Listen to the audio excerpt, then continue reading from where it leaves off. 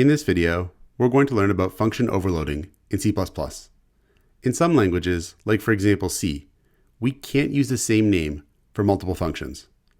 Function overloading is a language feature supported by C++ and other languages that allows for multiple functions to share the same name, so long as the number of parameters or types of parameters are different.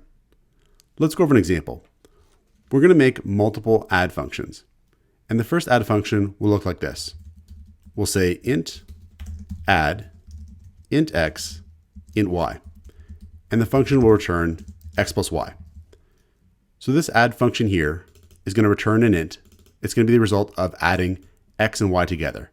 And we have two int parameters, x and y. So we'll call this function. We'll say cout add 10, 5, and L. So we're going to add together 10 and 5 by passing the arguments 10 and 5. So if we save and run this, we'll get 15 as a result. But we can also now make another add function that will have a different number of parameters. So next we'll say int add int x int y int z. So here we have a function with the same name. It's also called add, but this add function accepts 3 int arguments. It has 3 int parameters, x, y, and z. And this function will return x plus y plus z. So because this function has a different number of parameters than this function here, there is no ambiguity, and C++ is able to distinguish one from the other. So here we could say cout add 10, 5, 2, and L. So now we're calling the add function with 3 parameters, and we're passing it 3 arguments, 10, 5, and 2. And if we save and run this, we'll get 17 here. But C++ is able to tell, based on the number of arguments here, which function we're intending to call. We could also define a function that has the same number of arguments, but of a different type. So here we'll say double add double x double y double z. And this function will also return x plus y plus z. So this add function has the same number of parameters as the last add function, but they're of a different type. We have 3 doubles now as parameters. We'll try calling this add function. We'll say cout add 10.5, 3.2, 4.1, and L. So we'll call this function with 3 double values. And if we save and run this, we get the double result here. Now, one thing we've got to be cautious about is ambiguity.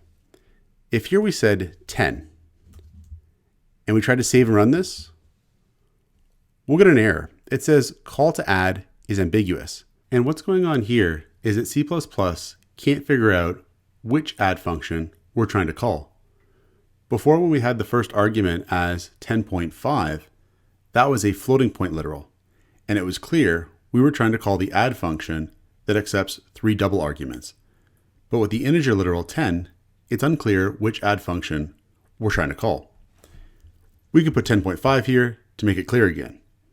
Now, one thing we've also got to watch out for is having 2 functions with the same name, having the same number of parameters with the same types. So for example, we can't do this.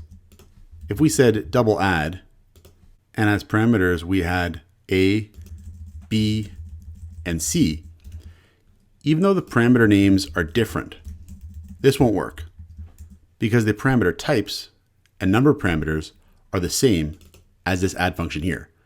Both functions have 3 double parameters. And if we save and run this, we'll get an error. Redefinition of add. So we're not allowed to do this. The number of parameters or types of parameters have to be different. Now we can also use function overloading with member functions. So we could say here class add, and we'll have 2 public member functions. We'll have int add with parameters int x and int y, and it's going to return x plus y. And we'll also have double add double x double y, and this function will also return x plus y. So these add functions have the same number of parameters, but the types of the parameters are different. So we'll try creating an add object and calling these different functions. We'll say add object, and we'll call add objects integer add function with the literals 10 and 5, and add objects double add function with the literals 10.5 and 4.5. And just as above, we'll output these values followed by an end line. And we should get two 15 values then at the end of the execution of our program. So we'll save this and run it. And we get 15 and 15. So this is how we can use function overloading in C++ to give the same name to multiple functions in the same scope.